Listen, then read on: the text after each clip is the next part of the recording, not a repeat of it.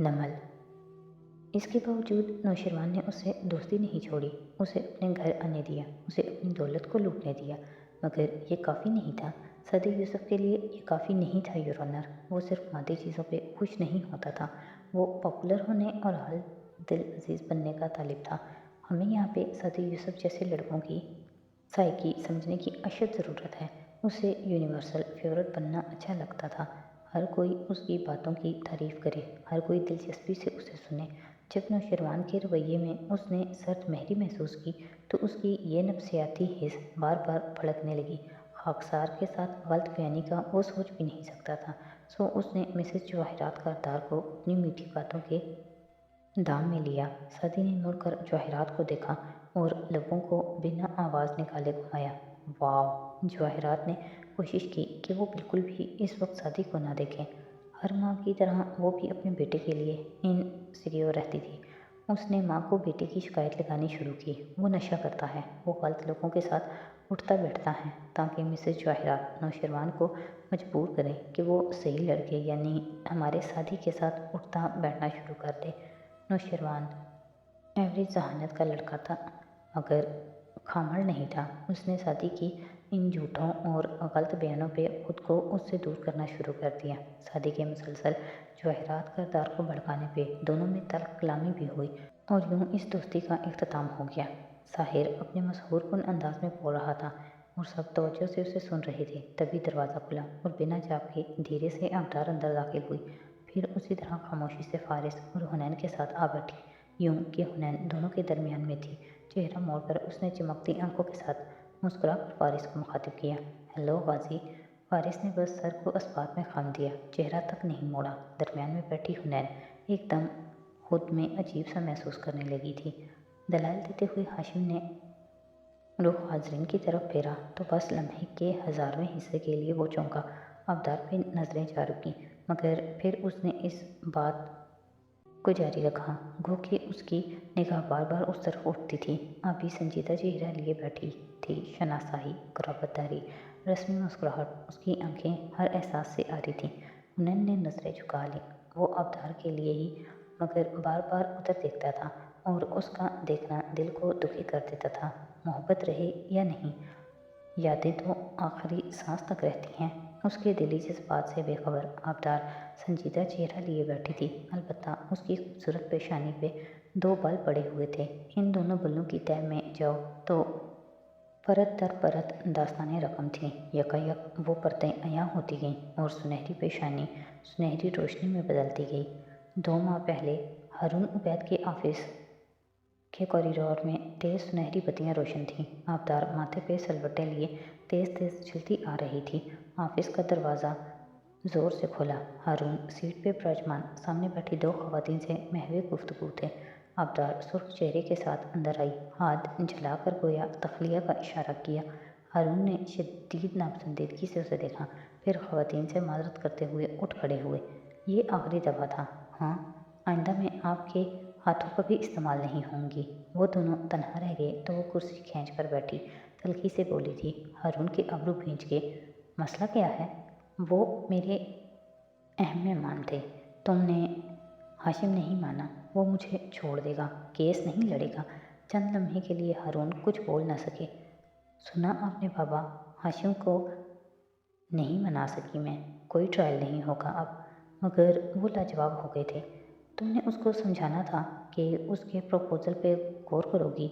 और बाबा, मैं क्या हूँ आपके लिए? हाँ, मैं क्या सिर्फ आपके दुश्मनों को नीचा दिखाने का एक हथियार हूँ?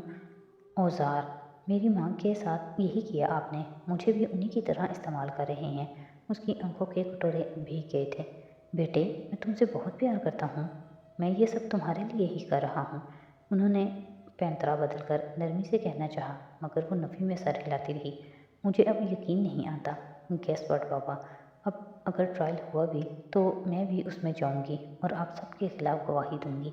अदालत मुझे भी समन करेगी। मैं सच बोलूँगी, सब कुछ बता दूंगी।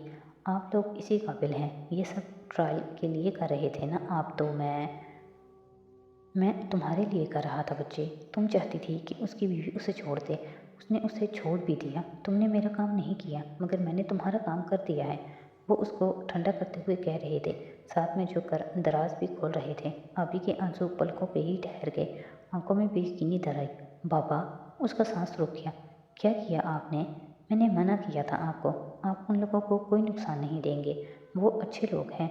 उसने अपनी मर्जी से ये मुझे दी है, मैंने उसे मजबूर नहीं किया था। सादगी से कहते हुए उन्होंने एक डिब्बी उसके सामने रखी। आबदार ने तहैयर से उसे देखा। मैंने आपको इसके बारे में इसलिए तो नहीं बताया था कि ये अब तुम्हारी है, जैसे भी इसे इस्तेमाल करो। कोई कागज़ उसके हाथ से टकराया तो वो गहरे ख्याल से चौंकी, फिर इधर उधर देखा। वो कमरे अदालत में बैठी थी और साथ बैठी हुनैन उसकी तरफ ही कागज़ बढ़ाए हुए थी। आबदार की नज़रें फारिस की तरफ उठी, वो सामने देख रहा था। हुनैन अपनी गोद में देख रही थी। आबी ने कागज़ थामा, उस पर तहरीर था। आपका दिल बीमार है, मैं जानती हूँ, मैं इस सब से गुजर चुकी हूँ। मेरे पास एक ऐसी किताब है जिसमें इस मर्ज़ की दवा है। अगर आपने अपना इलाज नहीं किया तो बहुत नुकसान उठाएंगी। साथ कलम भी था। आबदार के चेहरे पे तल्ख मुस्कुराहट बिखरी।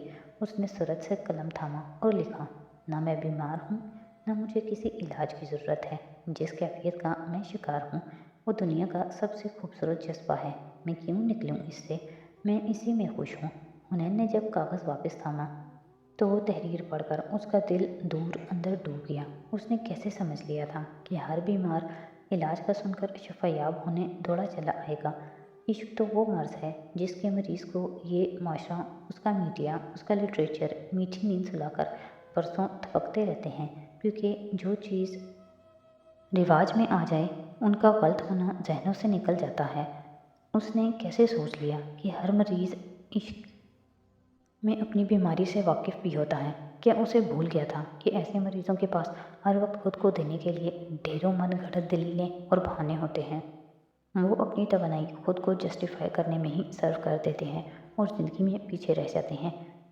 कैस हो या रांझा, ये सब मजनू भी थे और फारिग भी।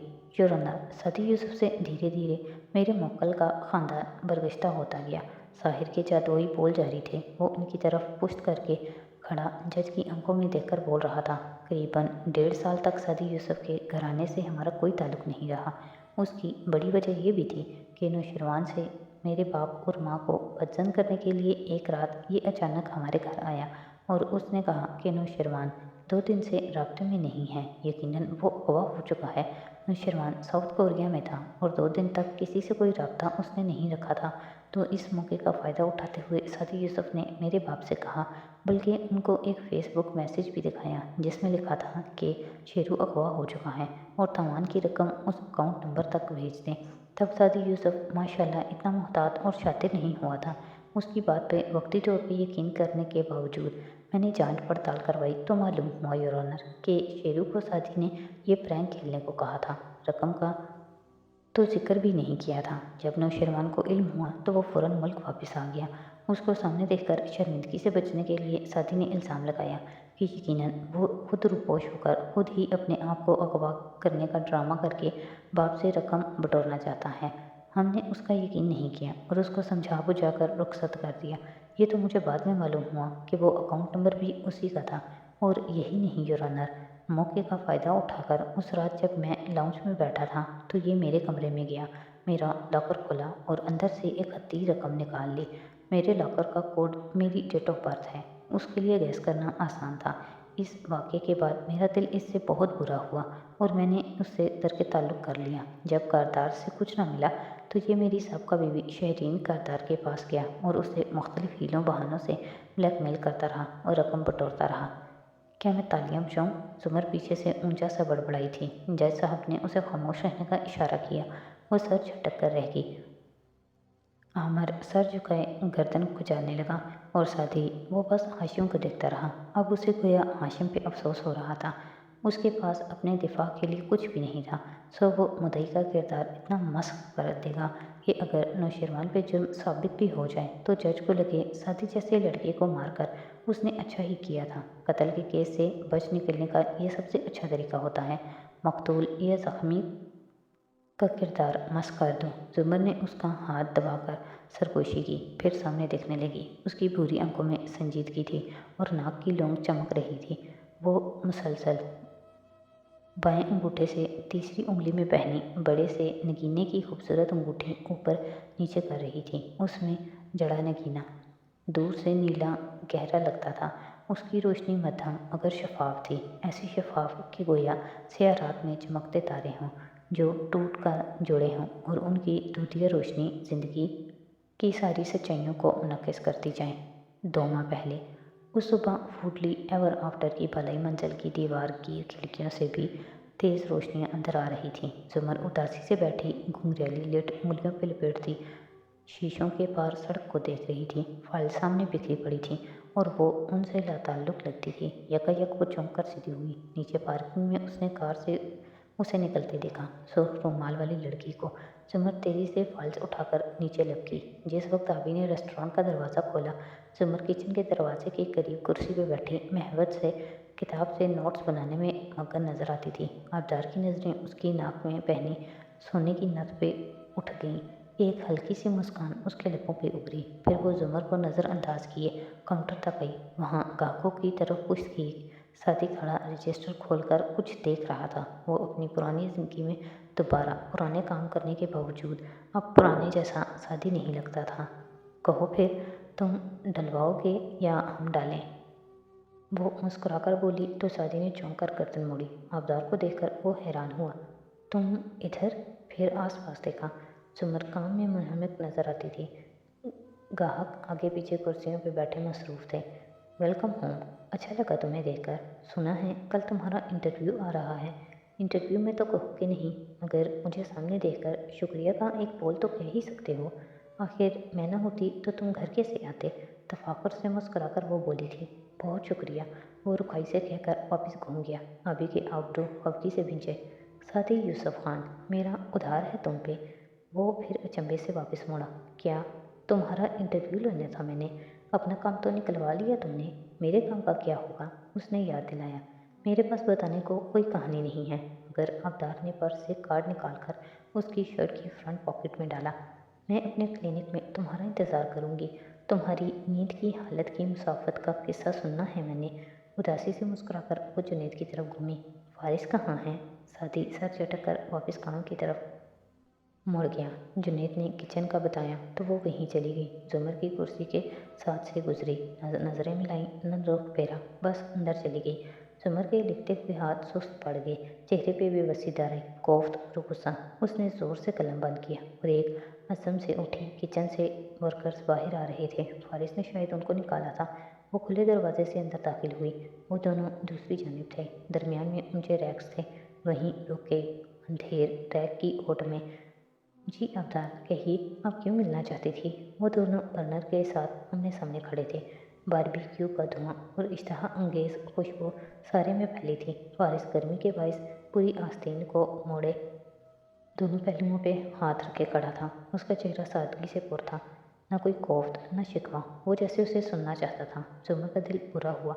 मुझे नहीं बताया कि इसको मिलने के लिए बुला रहा है? बाबा ने एक काम कहा था मुझे। वो सीने पे बाजू लपेटे मुस्कुराकर रसान से बोली थी कि हाशिम को मनाऊं, वो केस के लिए राज़ी हो जाए। किस केस के लिए? वो अचंभे से बोला। जुमर का दिल ज़ोर से धड़कने लगा। उसे उस पर भरोसा था, मगर फिर भी वो सब बता चुकी थी। फिर भी सादी यूसुफ बनाम नौशरवान करतार, वट। और मैंने अपने आप को ख़तरे में डालकर हाशिम से कहा, मैं उसे शादी कर लूँगी अगर वो खुद को बेगुनाह साबित कर दे अदालत में और इस काम से हमेशा के लिए निकल आए। आपके लिए, आपके ख़ानदान के लिए मैंने ये रिस्क मोल लिया। अभी तो आपने कहा कि आपने अपने बाबा के कहने पे ये किया था। वो सादगी से पूछ रहा था। अभी लम्हे भर को चुप हुई। उन्होंने कहा था, मगर किया तो मैंने आपके लिए। उसकी क्या ज़रूरत थी? मैंने तो नहीं कहा था। आप ना करती खैर थी। फारिस ने शाने उचकाए।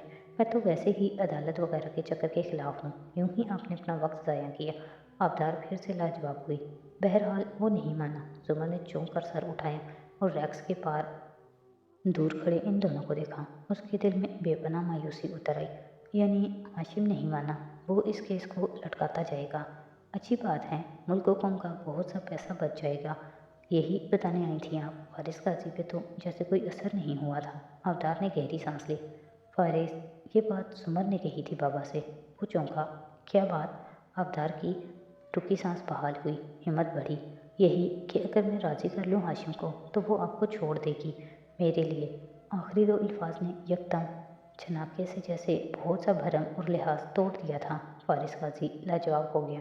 ये पहली दफ़ा था जब वो अपने मुंह से कुछ कह रही थी। जुमर ने बेइख्तियार रैक को थामा। बहुत कुछ अपनी पहुंच से निकलता हुआ महसूस हुआ था। मेरे पापा और जुमर की डील हुई थी आपके ऊपर, और जुमर ने कुछ गिरवी भी रखवाया था। मुझे 2 रोज़ पहले पता चला तो मैं फ़ौरन ये वापस ले आई। पापा को ऐसे नहीं करना चाहिए था। पर्स से उसने स्याह मखमली डिब्बी निकाली और फारिस की तरफ बढ़ाई। फारिस संजीदगी से पीछे उसे देखता रहा। वो इस रुख पे खड़ा था कि जुमर की मौजूदगी से बेखबर था। उसकी आंखों में ज़ख्मीपन सा दर आया था और उसकी इन आंखों को देखकर जुमर का दिल डूब रहा था। वो तेज़ी से वहाँ जाना चाहती थी, ये डिब्बी उस लड़की के हाथ से छीनना चाहती थी, मगर कदमों में जान ही न रही थी। आप ये जुमर को वापस दे दें, ये उनकी है, उन्हीं की रहनी चाहिए। उसने फारिस की आंखों में तकते हुए बिना पलक झपके डिब्बी बढ़ाकर कहा था। फारिस ने आहिस्ता से डिब्बी उसके हाथ से उठाई और खोली। अंदर रखा हीरा ज़मानों की दास्तानें खुद में समाहित जगमगा रहा था। उसने 2 उंगलियों से वो हीरा निकाल कर देखा। बदलती रोशनी में वो मज़ीद खूबसूरत लगने लगा था। आपको बुरा तो लगा होगा, मुझे भी लगा, माजरत के साथ, कर मिसेस जुमर को यूँ नहीं करना चाहिए था। वह मासूमियत से अफसोस कर रही थी। उसे ये नहीं करना चाहिए था। वो 2 उंगलियों में रोंग पकड़े धीमा सा बोला था, आई एम सॉरी, मुझे आपको दिखाना ही नहीं चाहिए था।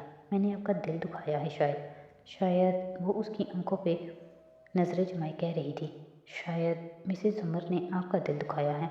आप बुरा महसूस ना करें। हर शख्स में कुर्बानी देने का जज्बा नहीं होता। वो आपके लिए वो सब कभी नहीं करेगी जो कुर्बानी देने वाले करते हैं। अंधेरे रैक की ओट में खड़ी जुमर ने बेइख्तियार कनपट्टी मसली। सर में दर्द होने लगा था। नहीं, मेरा दिल नहीं दुखा। उसने गहरी सांस लेकर आबदार को देखा। आपी की आंखों में तहीर सिमट आया। जुमर ने बेइख्तियार रैक जोर से थामा। उसने आपका तोहफा यूँ किसी को दे दिया। आपका दिल नहीं दुखा?